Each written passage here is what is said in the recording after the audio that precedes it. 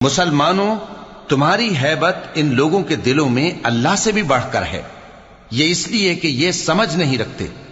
یہ سب جمع ہو کر بھی تم سے نہیں لڑ سکیں گے مگر بستیوں کے قلعوں میں پناہ لے کر یا دیواروں کی اوٹ سے۔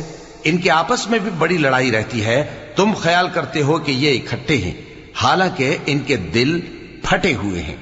یہ اس لیے کہ یہ بے عقل لوگ ہیں۔ ان کا حال ان لوگوں کا سا ہے جو ان سے کچھ ہی پیشتر اپنے کرتوت کی سزا کا مزہ چکھ چکے ہیں، اور ان کے لیے دکھ دینے والا عذاب تیار ہے۔ منافقوں کی مثال شیطان کی سی ہے کہ انسان سے کہتا رہا کہ کافر ہو جا، پھر جب وہ کافر ہو گیا تو کہنے لگا کہ مجھے تجھ سے کچھ سروکار نہیں، مجھ کو تو اللہ رب العالمین سے ڈر لگتا ہے۔ تو دونوں کا انجام یہ ہوا کہ دونوں دوزخ میں جائیں گے، ہمیشہ اس میں رہیں گے، اور بے انصافوں کی یہی سزا ہے۔ اے ایمان والو، اللہ